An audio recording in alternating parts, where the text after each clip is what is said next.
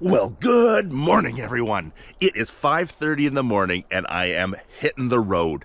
I am going into the backest of the outbacks today. I am just about to leave the pavement, hit the gravel. I've got 140 kilometers of gravel road before I hit my destination.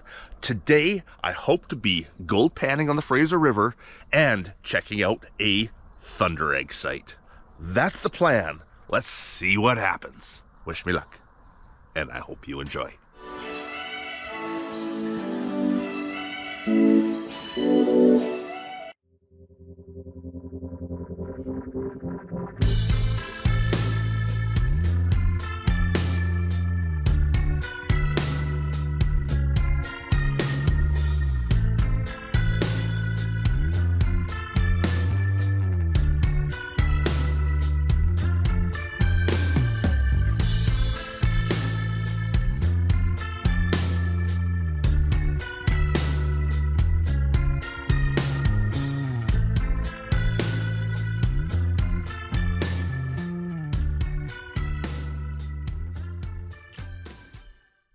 Hey, 2 hours later, and I have made it to the point where I think I'm going to pull the quad off and go in on quad from here. I have driven the truck farther, but this next downhill was always the most dubious whether I could get the truck through or not. And because I'm by myself here today, I don't want to get myself stuck anywhere. So let's go the safe route.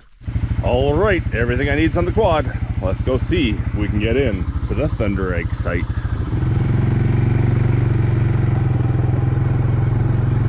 The ditch on the road is pretty bad. I think I could have got my truck down here, but again, wouldn't want to try without a second truck in the neighborhood to help get me out if I get myself in trouble. Hey, we made it safe and sound. What's with me in the haze today? Safe and sound to the thunder egg quarry. Now, my plan here today was basically just to make sure I could get in, the road was open, because in about 2 weeks' time, I'm bringing a bunch of friends up here to do a big dig. But I didn't want them to have to travel hours and hours and hours into the backcountry, in the middle of nowhere, to find that we get turned around by a washout or something like that. So my goal here was just to make sure the road was good. But since I'm here, and the sun's not on me, I am going to dig until the sun drives me away and see what I can get for good thunder eggs today. I see some down there already. Look at that one. Let's go grab that one. Looking like a good one. Whoop. There we go. Nice little thunder egg. Okay, let's see if we can get a good one out of here before I explain more about what thunder eggs are, what I'm doing here, what we're looking for, all that stuff, even possibly a geology lesson today.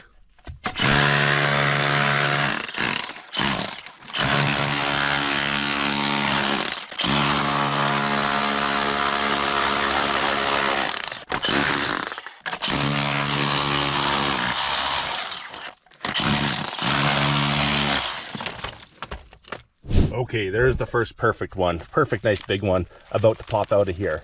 Let's get that out on camera. Okay. And then I'll explain to you what these things are. Here it is. Perfect large thunder egg. Look at that. That is a great size and shape.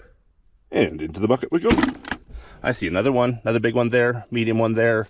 And what else did I see? Oh, little guy there. They're starting to come out for me. Okay, there are going to be 2 geology lessons today, I think. Let's start with the basics. Geology lesson of the day, number 1. What is a thunder egg?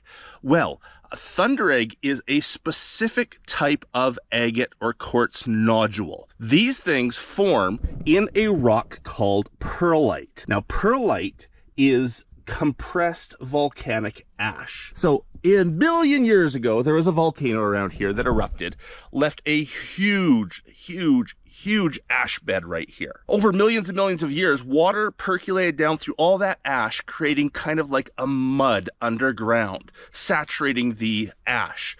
As the ash mud dried out a little bit, it compressed, it shrunk. And as it shrunk, it created little voids in the mud. Now, the ash is high in silicate, quartz. So the water percolating down through it, making this mud, was also dissolving quartz. Yes, quartz does dissolve in water, just very, very, very slowly, and only in the right conditions. As that quartz dissolved, it found those pockets that the mud made when it shrunk, it started depositing in the pockets and hardening the ash around it.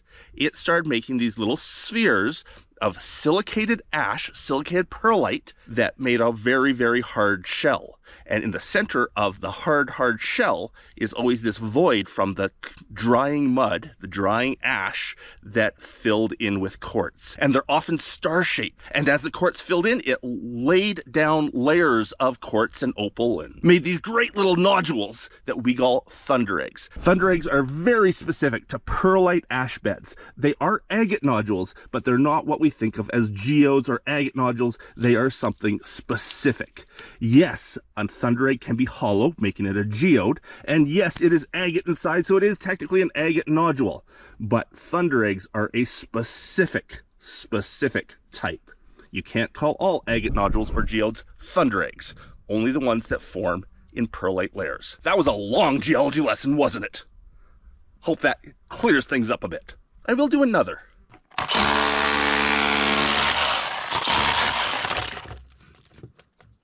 Good medium-sized one. Now let's watch this big one come out here. That was easy. Perfectly formed sphere thunder egg.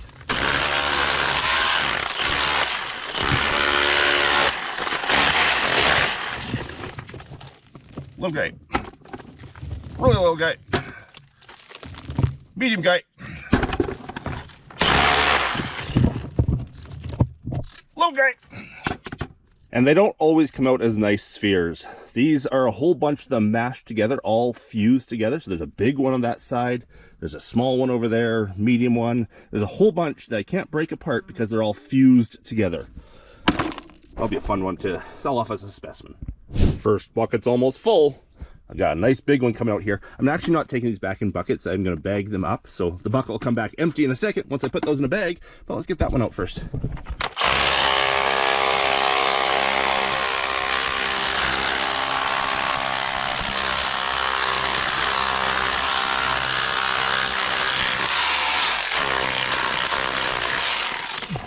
Now that's a thunder egg. If I can remember, when I get home, I'll cut that one and leave a picture here in the video for you. That's a big one.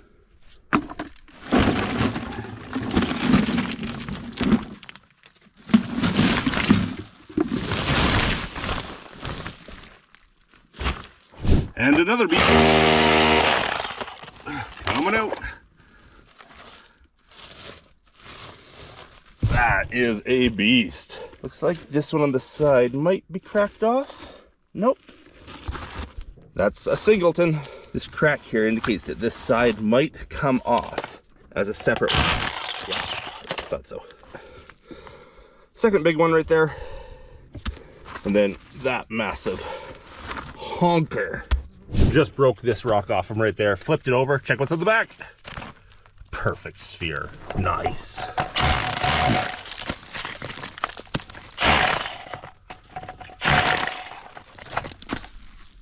That'll do.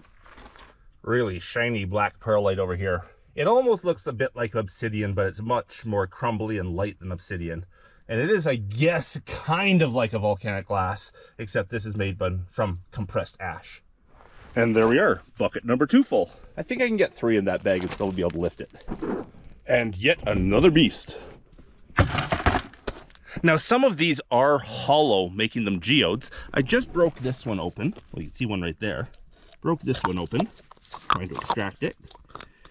And it was hollow inside. Makes it a geode. There's still a great layer of agate on the bottom. We're going to be making those into like spheres and palm stones and stuff, the ones that break open like that, but still have good agate. But the fact that they're hollow makes them a geode. That brings me to the second geology lesson of the day. Now, if you do watch my channel, you will have heard me give this geology lesson before about what the difference is between an agate nodule, a geode, and a thunder egg. There are 3 specific things, and sometimes you also have these crystal nodules. Now, what that is, as I explained earlier, a thunder egg is a very specific thing made in perlite. A geode is any kind of vug or hollow or spherical item that is hollow. Hollow makes it a geode. Even if it's a tiny hollow, it's a geode. If it's a big hollow, it's a geode. Anything that's hollow is a geode in a nodule form. If it is solid, if the agate or the quartz has grown all the way into the center, then it's a nodule. If it is agate layered in there or in a fortification pattern, then it is an agate nodule. If it's quartz crystals that have grown all the way into the center, then it's a crystal nodule. A geode is hollow, a nodule is solid. A thunder egg is something completely different. But yes, thunder eggs, if they're hollow, are geode thunder eggs. If they're solid, they're just thunder eggs. I think that should cover it. I see people getting that confused all the time. There's today's second geology lesson of the day. And with bucket 3 in the bag, it's probably too full to lift. And my poor quad. Now, I can only take about a bag and a half today. The truck is a long ways away. And the hill up out of here is really steep. So when loading a quad, if you're going uphill, you want the weight on the front. If you have the weight on the back going uphill, you tend to flip your quad. So I put the big bag on the front. I'll put a half bag on the back. All my tools at the back too. And that'll be it for today. 2 weeks time, we're back here. We're planning to take dozens of those out. Every once in a while you find one that's just not heavy enough for its size. You're pretty sure that's a hollow geode. Now that's a doozy. I'm not sure what it is, if it's a bunch that are conglomerated together, if it's one big one. It is solid, solid, solid. Getting that one out of that hole right there, in the process, I got all of those big and medium ones to get this one colossal. It was just a loaded pocket. I am full. I don't know if I can take all that on the quad. I'm gonna find one more perfect big round one and then call her quits here. And my plan for the day was actually to be panning down on the Fraser River. I kind of didn't know if I'd be able to get into this site, but the fact that I got in here, I love digging this stuff. I've spent way longer here than I expected, but I've got a lot. Some over there, some here, that one there. I got a lot to show for my efforts. One more perfect one, and then I head down the hill. Well, I think I'm going to try a different spot for the final one, just because I've dug over there a bunch, I've dug here a lot. I think I'm going to go way down to the bottom end of the claim and see. I haven't actually dug down there at all. So let's go see if I can find a big one down there. Now, someone's put a lot of effort into a pit down here that I haven't dug in before. Now, I just broke some away from the wall here. It came out with this guy. He looks a bit different, very, very smooth on the surface. Maybe I'll grab a big one from in here. I'll dig until I get a big one and see what this deposit looks like.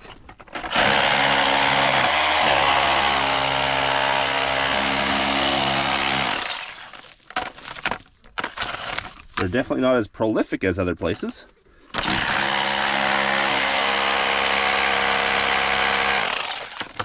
So I found a few small ones, and I think I just pulled out my first bigger one. There seems to be a round surface right there, maybe even one on top of it. Yeah, that's one there. And there's a good one right there. Oh, and it falls into the back. Okay, thunder egg. Not the big one I wanted, but I might not find a big one down here. I decided to be safe. I'm gonna run the first bag up the hill, up the steep part, then come back and get the second bag. Then once I'm up on the main road, I can drive them both out. And back for bag 2. Of course, I went back for one last nodule 3 or 4 more times. But now it's time to get out of here. I'll be back in 2 weeks, maybe 3. Now to load 2 overweight bags onto the quad at once. My poor quad. That'll do. I have to leave the bucket back down there. Just no room for it, but I'm back here in 2 weeks. I'll be using it. For about a nanosecond, I thought about driving up the ramps with all the rock on it. Then I realized how stupid of an idea that was. Well, I thought it was going to be half an hour at the Thunder Eggs and like 3 hours panning at the Fraser, but it looks like I've reversed that. 3 hours at the Thunder Eggs, and let's go down and do a couple pans at the Fraser. Cool off in the water, see if there's any gold down there. It's the Fraser. There's gold everywhere in the Fraser.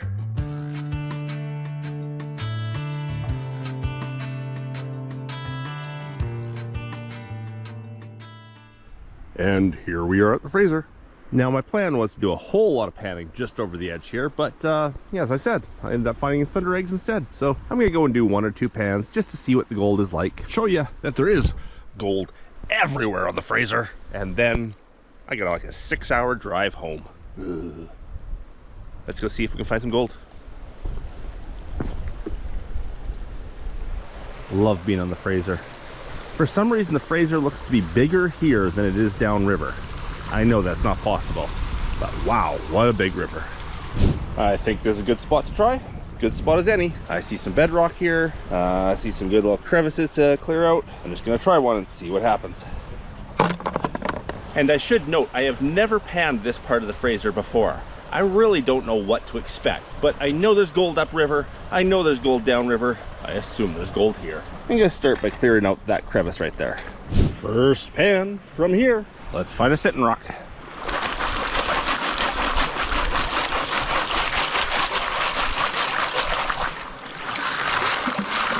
Now, the closest to here I've ever panned before is about 40 kilometers downriver.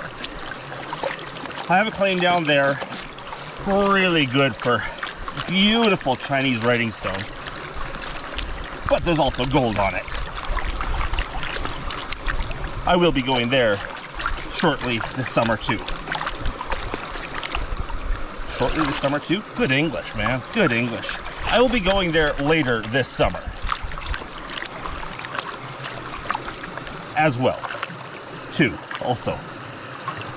I will be very shocked if this has no gold in it. You never know what you're gonna get when you're following me on an adventure. The plan was for a gold panning video today. Well, I guess I am doing a gold panning video, but instead, spend the day digging thunder eggs. You can plan all you want. The best plan is only good until you turn over the first rock and see what is actually gonna happen for the day. Okay, let's see if there's any gold in the Fraser River. Oh yeah, oh my goodness, it is loaded in gold. I mean frickin' loaded. Of course I gotta pull out the close-up camera to show you what I'm talking about. 10 billion pieces of gold in one pan. There's probably 500 pieces of gold in this pan, but they're all microscopically small mustard gold, but boy is there a lot of it. Love it. One of the things I was doing here today was actually checking out this little unclaimed spot to see if I might want to put a claim on it because it's up by my thunder egg area. I have to walk upriver a little bit to get out of the park, but once you do, wow, look at that stuff. I think I'll be claiming it. So I cleared that crevice, then dug a little bit there. I think this time I'm just gonna dig there, do one pan of just the easy digging and see if it has as much. All right, easy digging and a funny clay layer at the bottom. Let's see if it has it too. Well, look at that. Every yellow speck there you see is a piece of gold. Let's go down to the black sands. Oh yeah, every yellow speck. So, tiny stuff, but lots of it. Let's try to push this all into one spot. So not as much as the last pan, but still a whole lot. And that was a lot easier digging. I have a feeling around here I can get that much in any pan. I'm gonna try one more pan crevicing, and then I think I can make a good determination of what's at this site. Instead of crevicing, I'm just gonna go down behind this rock. We creviced, we dug just a hole, and now behind a rock. Yeah, that's it. Okay, one last pan before I run back to cell range and claim this place.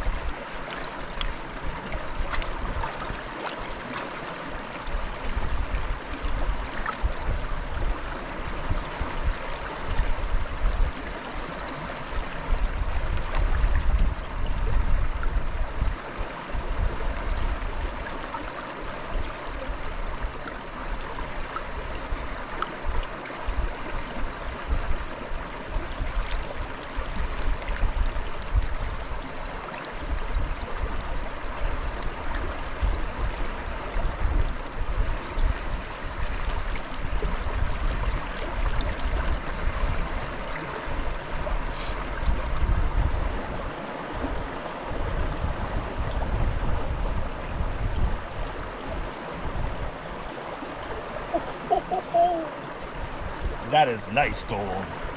Well, if every pan looks like that from this claim, it is a doozy. Again, probably 400 or 500 pieces of gold in this pan. That's still small compared to other places, but other places don't have that much more to accompany the bigger flakes. And that stuff up there, probably, you know, 500 to 1,000 mesh. It's tiny.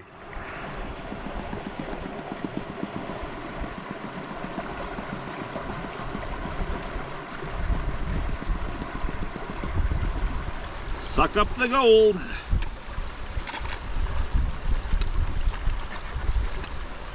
Gold. Absolutely love the Fraser. You can't beat this place.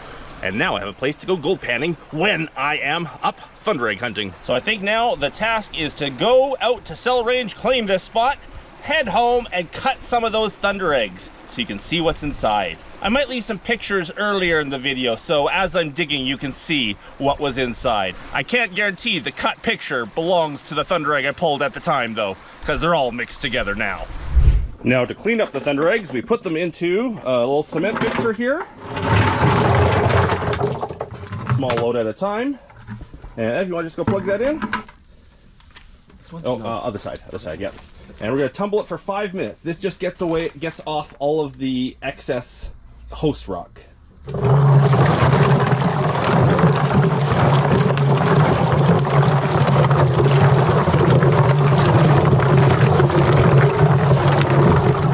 Well, there we are. We got 2 or 3 dozen small ones, 2 or 3 dozen mediums, and what is that? Maybe 2 dozen larges. Oh, there's still some in the bucket too.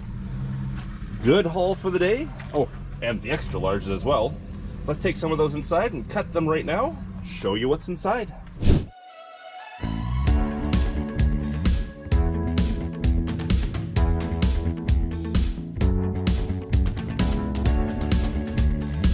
See that little band around the outside edge? That should be highlight opal. That should fluoresce like mad. I'll have to check that tonight with the UV light, but this could be an outstanding specimen.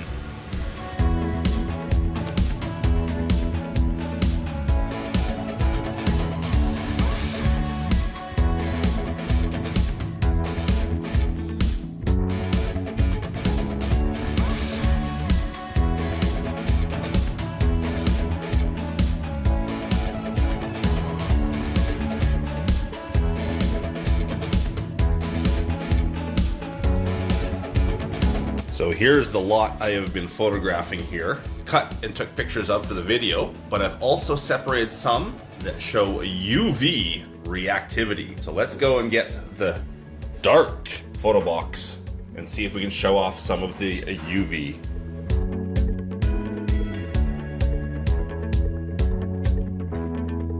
Now, not all the thunder eggs show UV reactivity, but most of them have at least small parts that show. And they usually show green, sometimes orange. But here's one, a bit of amethyst, a little bit of agate. It's actually an opal. It's known as a highlight opal. Let's have a look at this with the UV. So there we go, UV light on it. The amethyst does not glow, but the agate and opal around it do. Oh yeah, look at that. There's the UV light on it, glowing bright. Awesome. Even a piece of lint.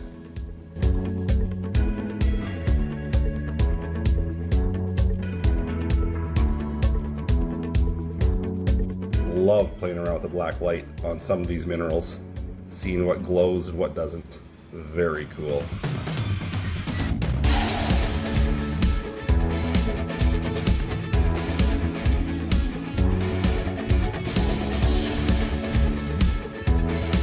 And of course, we're gonna save the best fluorescent one for last. Look at that. Awesome. And with full light back on it, that's what she looks like. That is definitely the best specimen we've cut so far. How about full light with the black light? Oh yeah, it still reacts. Doesn't even need to be in the dark.